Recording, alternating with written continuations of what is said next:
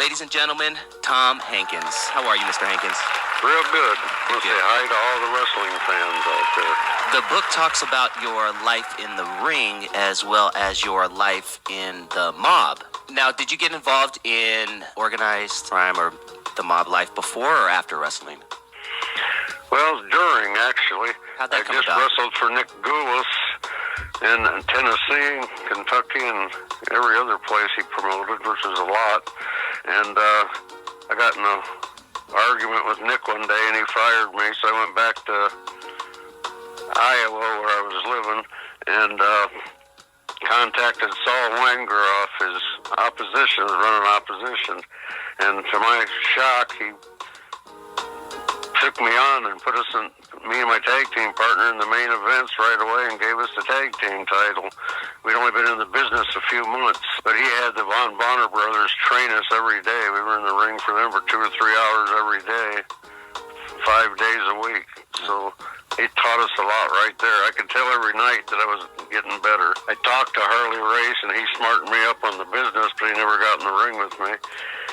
But he told me how it all worked and how you got to shake your hand like you're going to hit him, not hard. Just told me all the little tricks. What were some of your duties as a mob guy? Well, I worked for a guy named Fat Eddie, and he had a chain of adult bookstores all the way from, Indiana to Utah and everywhere in between. And I was his right-hand man, and I'd go to these bookstores and check on them and fire people and hire other people and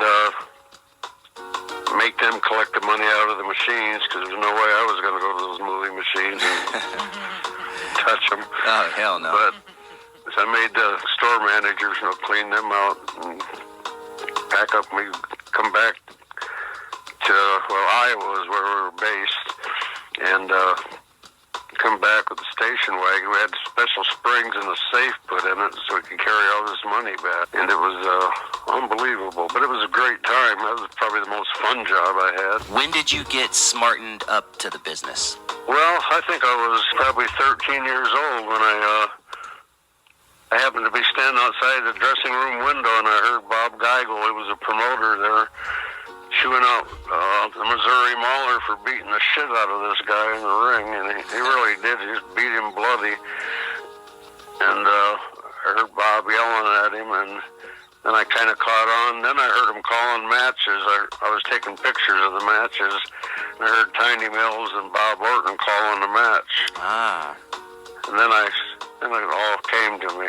Now, when you first started in the late 50s, did the black wrestlers have to wrestle the black wrestlers, and the white wrestlers have to wrestle the white wrestlers?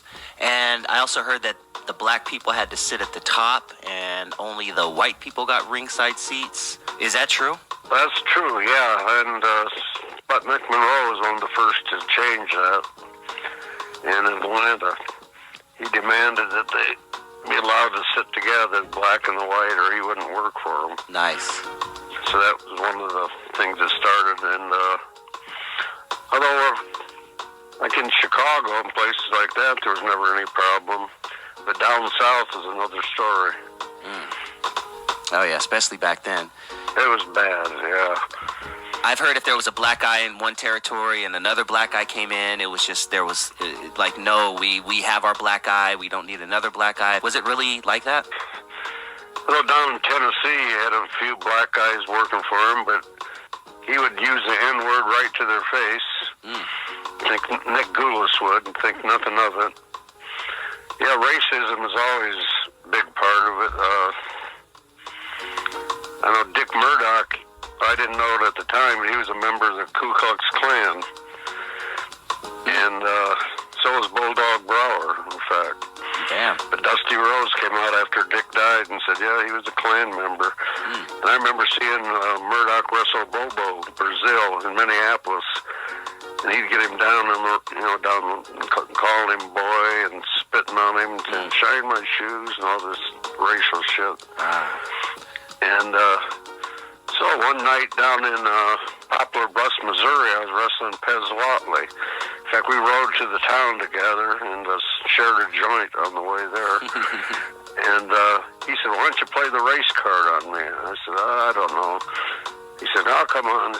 He convinced me, okay, I'll play the race card on you. So I was going to call him names, and then he was going to come over the top rope and punch me, and that was fine. But I didn't feel comfortable doing it, but I did it, and he flew over the rope and punched me, but he punched me so hard he broke my nose and knocked me out. Damn. Knocked me out of the ring, and I came to and thought it was raining on me, people standing there spitting on me. Wow. Then I realized where I was. Yeah. I got back in the ring and finished the match. But I never held that against Pez. I think it was an accident. I think he was just stoned and he misjudged his punch. What was your favorite territory to work in? Well, I'd say Hawaii. Oh, yeah. Ooh. I loved it over there, but the promotion was on their last legs, and Lars Anderson was booking, and he's a real piece of work, a piece of something else, too.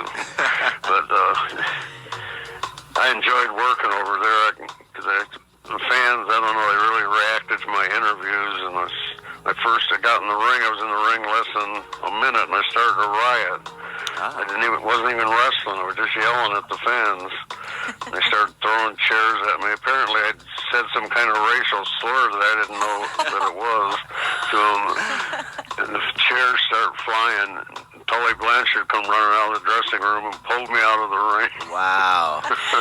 Oh no, I love starting riots. I started about 6 during my career. Yes. That was the biggest one. But my least favorite was California Championship Wrestling in 1983, I think. It was a living shit. Oh, really? It was horrible. They had a few good wrestlers like Mickey Doyle, Bill Anderson, but most of them were guys that hadn't wrestled before, and it didn't look like it. And doesn't that put you in a bad position when someone doesn't know what he's doing? Obviously, you're a trained professional, but if you guys are really athletes out there, and if someone doesn't know what he's doing, that could really hurt you, right? Oh, right. In fact, my last match for California Championship Wrestling, they had me wrestle this guy named Spider Savage, who's all dressed in yellow with a mask from head to toe, and he was so skinny, bent over to tie his shoe, he looked like a banana. And I got him in the ring, and I said, charge me when I tell you to. I'll be on the ropes. I said, charge me. Knock me out of the ring. Then he was coming at me, and he was coming with his head aimed right at my crotch. I thought, well, this isn't going to work, so I just rolled out of the way and let him go flying through the ropes. And I got out of the ring. He said, I thought you were going to catch me. I said, well, I guess I missed. I changed my mind. What city was known to have the wildest fans? Oh, I'd say, Mexico. Oh, yeah. Oh, yeah. Oh, yeah. Do they throw Because I beer wrestled bottles? Neil Moscaris every match I wrestled down there, and we got a lot of heat going. Started a riot there. There I got fined for it because of the Mexican Commission. They're always looking to fine me for something. They fined me for blading. They fined me for yelling at the commissioner's wife. I didn't know it was his wife. She kept hitting me with her purse. So I slammed my chain on the floor in front of her. Didn't touch her or anything, but they fined me $25 for that. I think I had like $300 of fines taken out over the weekend. My first match there was me and Angel Blanco against Moscaris and El Solitario. Moscaris let me pin him, which I couldn't believe, and he said, pin me. I said, what? Wow. He said, pin me now.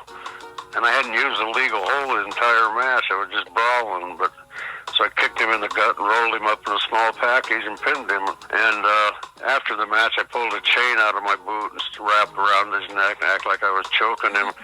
And the fans started coming in the ring. And my partner, Angel Blanco, he started punching him, kicking him in the head. And then I dropped my attention from Moscaris and joined him, and he didn't speak English to me. I mean, Blanco didn't till then, but then he said, back to back, amigo. So we got back to back and fought them all off with the chairs, fought back to the dressing room, And then Blanco breaks out in a big laugh, says, "Muy bien," and we go, "Muy bien." At that point, do the heels and the baby faces just all, if you see a riot happening in the back, do they just say, "Oh, we all need to get together and help," or does kayfabe still, happen? Well, that time nobody helped us, but we really didn't need it. Other times, they did come out and help. Explain how the driving situation was, going from territory to territory. Well, you do a lot of driving. We were working for Nick Goulas. They called it the gasoline circuit, and probably couldn't even hold up itself today with the price of gas. But I usually rode with my tag team partner, Dan Daniels. We were wrestled as the Reed brothers, and we usually traveled together and maybe took a couple strippers with us just for fun. And but then other times, we'd cram in the car with as many people as we could get in the car to get someplace if we knew the pay wasn't going to be that great. Who was your favorite person to wrestle? Oh, actually Jack Briscoe. Although he was so fast I couldn't keep up with him, but I learned a lot just in the 6-7 minutes I was in the ring with him. He was, he's the best wrestler I ever wrestled. After that, I'd say I enjoyed wrestling Mil Mascaras, because I wrestled him so many times, and never had any problems with him, and we'd hang out together. I mean, he'd take his mask off, and we'd hang out together. Yeah, because he would literally keep his mask on as he was leaving the arena, right? And he wouldn't take it off until he was miles away. Well, it surprised me when I first got to my first shot in Mexico's in Mexicali, and he wasn't wearing his mask in the dressing room. None of them were, which surprised me, because I'd wrestled in Georgia where Johnny Walker never took his mask off. It was wrestling too. And I figured now Mascaras won't take his mask off at these conventions, but I think he's completely bald now. You wrestled under a mask, right? Oh, yeah, in Hawaii. I wrestled as Mr.z. Had a big purple mask with a big Z on the forehead. Did you find it hard wrestling in a mask? I've heard a lot of wrestlers say it's very constricting and it's really hard to work with a mask. Didn't bother me, really, except one night in Hawaii I was wrestling Mighty Milo, and I was outside the ring, and somebody come up behind me and hit me really hard in the back of the head, and I turned around and slugged him really hard. I couldn't really see, and it was an old man who I would have never hit, and it happened to be Milo's grandfather. And I said, well, you should have smartened up your family or not bring them, one of the two. Did a wrestler ever take liberties with you? Like, did you ever get into a real shoot in the ring where you felt like, okay, I have to protect myself now? Yeah. It was Mondo Guerrero. Me and him never did get along. I don't know, he'd drink heavy before he'd start wrestling. And first match I had with him, I took him over in a side headlock, and it was a holding it real loose. I wasn't squeezing it or nothing. He says, loosen up or I'm going to break your leg. I said, what? He said, loosen up, I'm going to break your leg. I said, if I loosen up anymore, so I'm going to have to let you go. And then I said, you break my leg? I said, I'll break your fucking neck. And we never got along after that. One night we got in a fight. He was drinking out of it was actually pretty funny. Tom Ernesto was a booker, and he was in the dressing room. Mondo had a half gallon of whiskey with him in his bag. And he'd pull it out when Ernesto wasn't looking, take big swigs of it. And he saw me watching him, and then he dared me to drink with him. So I started drinking with him. Pretty soon we were both drunk. Then we got in a fight in the dressing room. And I said, let's just take this fight out, take it out the door to the ring. So we did. We fought out of the dressing room down to the ring. We were hitting each other. Once we got out to the ring, we turned it into a work, I guess. But I still never got along with him until I made up with him at CAC about 8 years ago, I guess. That's a long-standing feud. A lot of alcohol and drug use going on back then, right? Yeah, almost everybody smoked pot. I'd say 90% of the wrestlers were alcoholics. I mean, guys like Jack Briscoe, Harley Race, they all drank like crazy. But they waited till after their matches. Did any of them come to the ring impaired? I was gonna ask. The Viking used to, and the other guys didn't like it. Yeah. And Dr. Jerry Graham used to. I used to hung around with him for like 13 years. He'd get drunk before a match. He wouldn't think anything of it. He'd drink 2 pints of vodka and some wine. And Andre the Giant was another one. He'd drink a gallon of wine before he'd go to the ring, drink another one as soon as he got back. But he was in pain by that time. He could barely walk. One night at the sports arena in Los Angeles, he drank the one bottle and left the other one sitting by his chair, which was a big mistake because Dr. Jerry Graham was in the room. Never leave a bottle of liquor in Jerry's sight.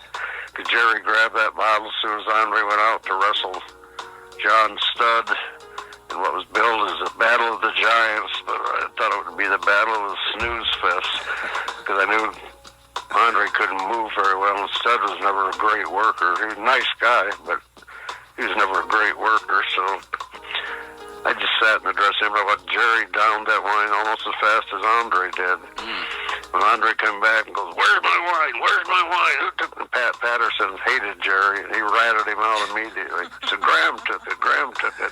And Jerry starts shuffling towards the door, trying to get out the door, and Andre starts to go after him.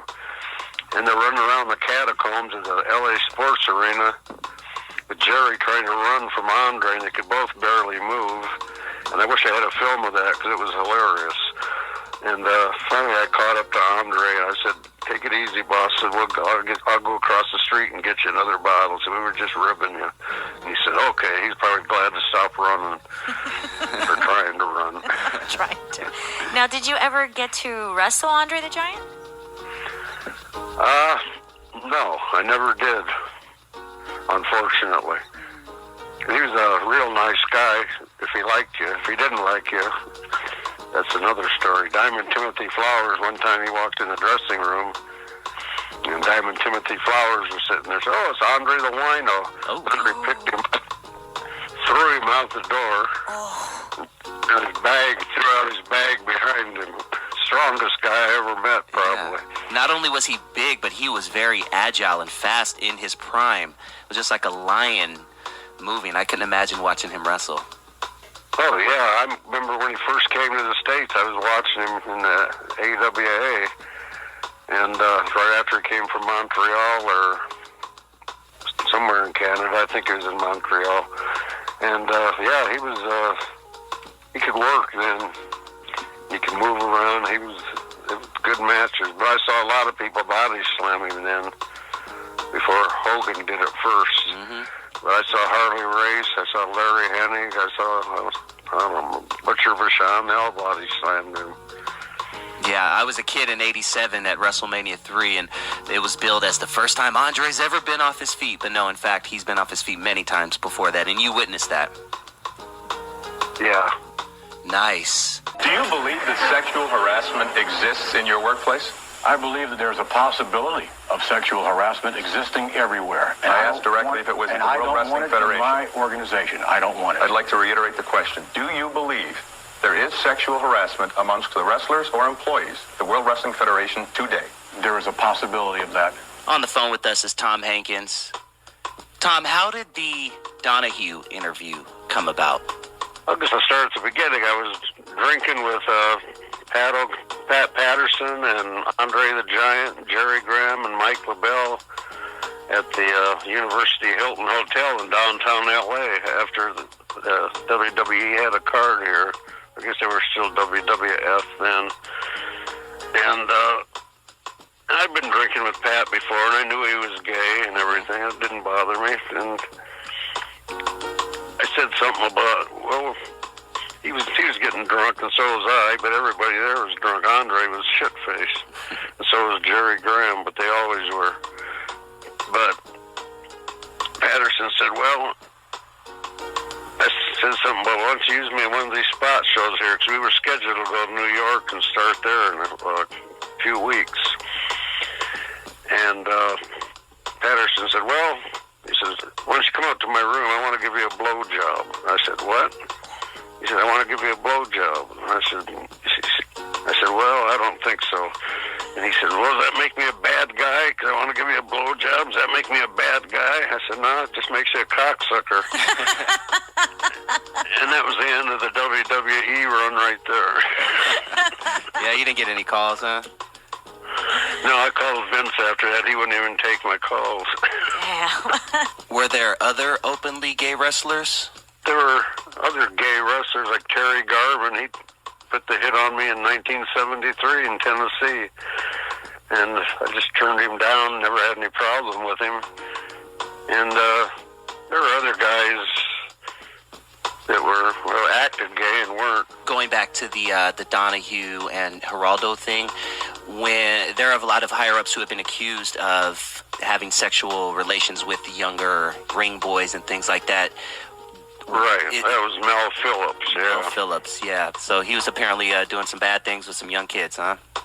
Yeah, and I wrote a letter to Dave Meltzer's Wrestling Observer and told him about what happened with Patterson. After Barry Orton came out, and then McMahon said, oh, that's not true. Patterson would never do anything like that. But yet every week on TV, Gorilla Monsoon and Bobby Heenan would make, references to Pat being gay. Thought that, and he said, like, oh, Pat likes to get behind the young boys and work with them and likes to show them how to get behind and show them the moves from behind. Wow. And fans thought that was wrestling, but it wasn't. They were just making fun of him being gay. But as soon as this came out, they stopped immediately, stopped saying that shit. Would this have been something that people like, I don't know, like a Hulk Hogan, would he have known something like this but turned a blind eye to it? Or? Yeah. Wow. Oh, yeah. He had it as business as usual for Patterson. So after the Donahue show, how did other wrestlers treat you? Did you see any backlash? Oh, just from one guy. He accused me of breaking kayfabe, and I told him, I said, kayfabe was broken years ago, and Vince McMahon broke it. Yeah. I said, so don't be blaming me for it. But otherwise, no. Never had any problem. In fact, I was on the show with Superstar Graham, Bruno Sammartino, and I flew out there with Graham, and once we got back to L.A., we went out to dinner a few times. We were going to do more shows, but I guess he became born again and decided he liked Vince. Then he decided he didn't like him. Then he decided he did, and now I don't know what the deal is. Did they call you to have you on the show, or did you approach them? They called me. In fact, his show called me. And I didn't believe it was them, and I said, bullshit, and I hung up on him. And then Phil Donahue himself called me, and I recognized his voice. I said, well, it really is him. And he told me what, that Meltzer had given him a copy of my letter that I'd written to him, that he published. And then Donahue read that and decided he wanted me on the show. And then McMahon didn't know my real name. He thought I was Dr. Jerry Graham's son because I was wrestling as Mad Dog Graham at the time. And he didn't know my real name, and he didn't know what I was going to say, and he couldn't find out anything about me. And they tried to get me taken off the show, but they wouldn't do it. Donahue said no. And right before the show, we were sitting in the green room, all of us, and Donahue walks in with Vince with him. And Bruno's sitting there, and Superstar's sitting there, and you can just feel the tension in the air. It's just incredible. And Vince said, well, hello, gentlemen, and nobody said a word to him. They just all sneered at him. And he eventually left the room. Then everybody started arguing, well, I'm not sitting next to him. No, I'm not sitting next to him. Superstar says, if I sit next to him, I'm going to punch him in the face. I said, that would be good. I said, I'll sit next to him. I said, I don't care. So when we finally got to first we started at a round table where I gave Vince my story.